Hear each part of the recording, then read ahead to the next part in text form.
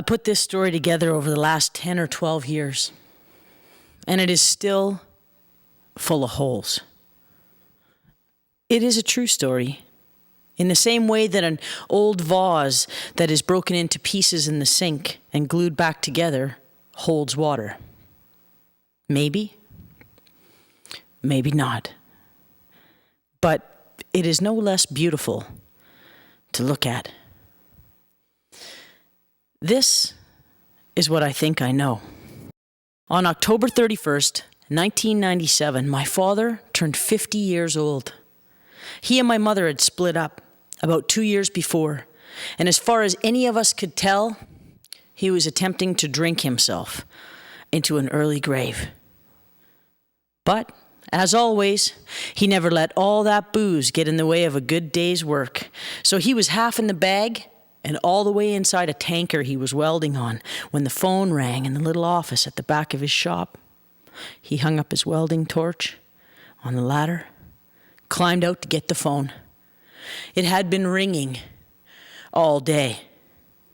Big family and a big birthday. Big pain in the ass. Happy birthday, Dawn. The woman's voice was kind of husky, with a bit of a smoker's rattle. Thanks, he says. He didn't know who she was, didn't recognize her, but he felt as though he should. Something in her voice told him he should know who she was. Not the sound of her voice, no. It was more like the way she weighted down her words, like they meant something. They chatted a short while. How was he doing? Did he feel old now? That kind of thing. And then she cleared her throat. She paused for a second. She said, "You don't even know who this is, do you?" Keep talking, he said. Just keep talking. He insisted, kind of, sitting up a little in his rolling chair. He said, "Keep talking. I'm gonna figure it out any minute." She says, "I should hang up on you right now." No,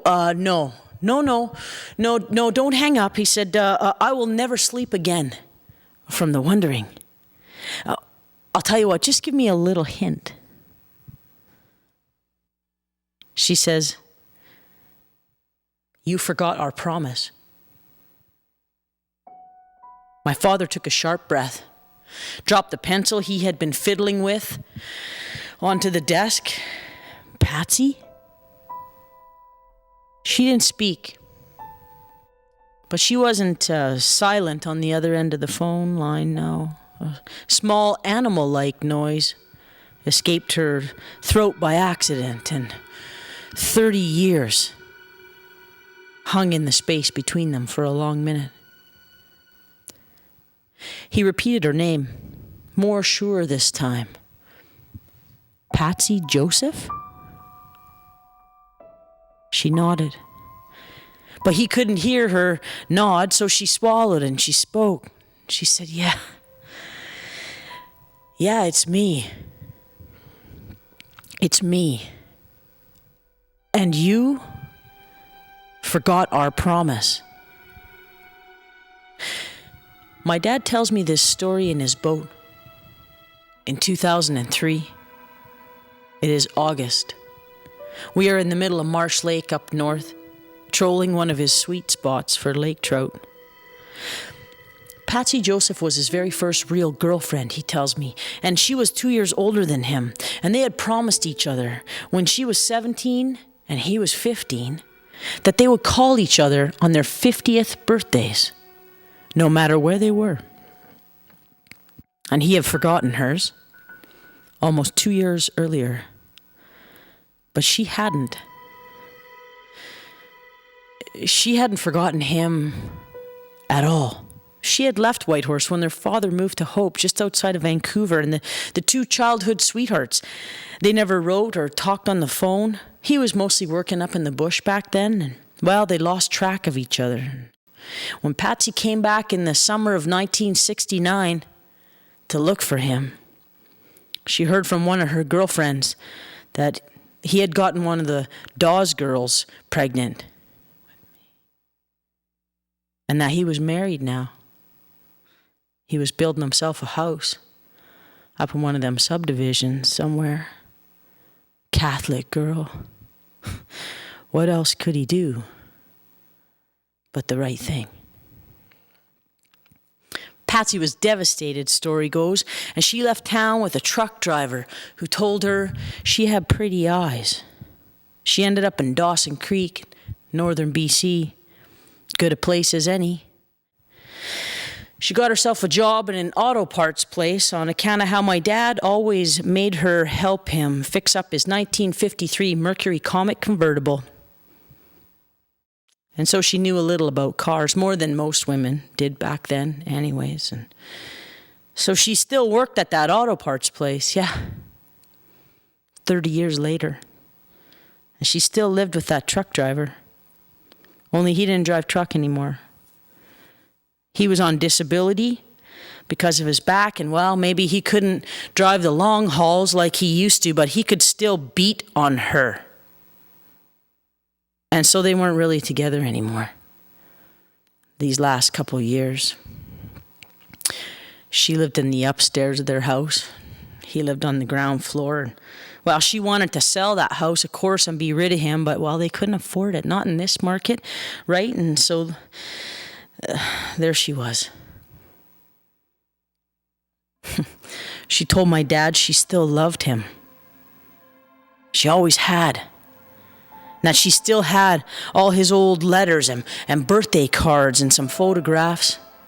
Kept them hidden from that truck driver all these years. Jealous and mean. You know the type. My dad and I, we share a weakness for a lady who needs help. Yeah, feed something big and empty in us to arrive on the scene with a truck or jumper cables or a generator, you know? Stuff like that, and a kind of wide open, dumb heart. We like to think it sort of makes up for always saying the wrong thing just when the song ends and the room goes quiet. So my dad told his childhood sweetheart that he had not seen in over 30 years, not to say a word to that ex-trucker of hers, just to pack up her car when the guy was asleep, take only the stuff she really needed, and drive to work like it was any other day. And he would meet her there. He would take care of the rest. He would take care of everything. He would take care of her. And, did she have snow tires? The next bit of this story I heard much later. Not in my dad's boat, but in his 1981 Ford F-150 pickup truck, driving in a full-on blizzard on our way back from spending the night in the little house in Atlin he was building for when him and Patsy finally retired. They had been married for about 10 years by now. The windshield wipers thumped and the quiet but merciless storm and snow devil swirled on all the black ice in front of the 2 stab marks our headlights made into all that oblivion. Nobody but us. Crazy enough to be out on that road in this weather. It used to be that when I was a kid, I was never scared when my dad was driving, no matter how big the waves or black the ice. Now, I am older. I light his smokes for him, so he doesn't have to take his hands off the wheel for long. No street lights here, just dark and snow and cold all around us. Not even a light on in a cabin. Not out here. Not until we hit the main highway. His face is lit up, only a little from the dashboard lights, and the cherry on his cigarette dangles in the dark when he talks. And he tells me how he drove almost all the way through the night. That time he went south to go get her. And how he walked into that auto parts place in Dawson Creek in the early afternoon. And She was behind the parts counter wearing an Angora sweater, he thinks it was. Sort of light blue, if he remembers correctly. And he tried not to let his face show it, but he couldn't believe how old she looked. She said it was time for her coffee break. Did he want to come up to the lunchroom with her then? She wouldn't meet his eyes with hers. She wouldn't look at him right on at all. Kept hiding her face behind her bangs, which were still blonde, but all shot through with silver now. She told him years later that she couldn't rest her eyes right on his face at all that day, not even for a second, because she couldn't believe how old he looked. She couldn't look at the years in his eyes and stamped all over his face. So she stared out the window into the parking lot of the auto parts place, even though there was nothing much to look at out there, and she had seen it all a million times before anyway, but it was better than turning around and seeing your beautiful memory grown old and wrinkled and gray and with a bit of a gut now. And my dad, he has never been any good at knowing the right thing to say.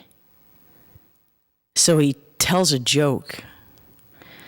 And she smiles at the joke because he's funny, you know? He really is. The old man is, and, well, she turns to look at him just a little, and then she laughs. Light me another smoke, he tells me, and so I do, trying not to get any smoke in me at all, because I quit for almost 3 years now, which makes him not trust me in a way that neither of us can really put our finger on. And anyway, he said, that's when I saw her, the girl I fell in love with when I was a kid. She laughed, and all those years, they just fell away somehow, and, well, it's hard to describe, but suddenly it was just her and I standing there, together. So she quit her job and she followed me back home to Whitehorse in her Lincoln Continental, and I married her up at Nolan's reindeer farm with only an 8-fingered farmhand as a witness. Filthy old Danny Nolan is a justice of peace, right? Can you believe that? Didn't invite any of the family, nobody. It's too much hassle, right? Not even my brothers. Your Uncle John still has not forgiven me to this day. My father's eyes are shining with tears that he will not allow to slip out and down his cheeks. He opens his window just a crack, and the wind sucks his cigarette butt out of his square-nailed fingertips and disappears with it. It was true. I had seen it for myself the previous summer. I had seen Pat's face crack when she laughed and reassemble itself for a split second into a much younger memory of itself. Almost pretty. I can't even remember what the joke was, but I remember that face. I remember wondering where it had come from and where she hid it the rest of the time. We finally make it into Whitehorse. The last 30 miles or so, we just trail behind the snowplow, the storm swirling in behind us and filling in our tracks as soon as we were gone. Pat has a coffee on, and all 6 of their dogs explode into a fit of barking when we stomp through the front door and strip off our wet parkas and heavy boots. Pat is pissed off. She's not saying anything, but you can see it in her face. We should not have been driving in that weather, and we both know it. So we say nothing. I sit down at the little kitchen table, pour a dollop of evaporated milk out of the can into my coffee, add a sugar cube from the box on the counter. My dad is stoking the fire. The television is on, but turned way down low so you almost can't hear it. She won't let him smoke in the house anymore since she quit, and so it smells like cinnamon-scented candles she's got burning on the coffee table. There are several pictures that hang on the wall next to the bathroom, above the washer and dryer, right next to her Elvis clock. Pictures of the dogs when they were puppies, stuff like that. There was one of her and my dad, one she kept secret from her ex-trucker somehow. All of those awful years. She has had it blown up and framed.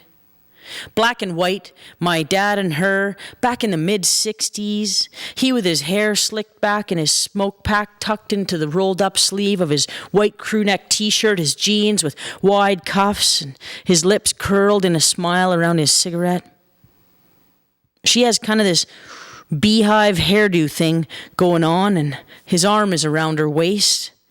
They are standing in front of an old wall tent, and the chrome on the grill of the Mercury Comet convertible winks in the sunlight beside them, and the soft shape of the mountain next to the Fox Lake campground rolls in the far background. The photo looks like something out of an old ad from Life magazine or something like that. And this old photo hangs right next to another one. This one's in color. A shot of the two of them again. A couple of years back. Her with her new perm and him with his silver shock of hair sticking up all over. He's wearing sandals, which is weird. And his clean work shirt has the sleeves rolled up over the welding scars on his forearms. And they are standing next to that Lincoln Continental, which is parked right beside the motorhome he traded a guy for some welding for a couple of summers back. And in the background is the exact same mountain from the old photo. Yeah, they have returned to the very same campground site, it looks like, right there on the gravel beach of Fox Lake. But see, there was a forest fire there a couple years back, and so the trees left standing on the familiar shape of the mountain are crooked little blackened matchsticks, the fireweed curling up between them and taking over. My dad has a gut, and his wife is squinting into the sunlight, so you can't really see her eyes, the reflection of her glasses. But none of this matters, really, because it is 40 years later, and they are both smiling.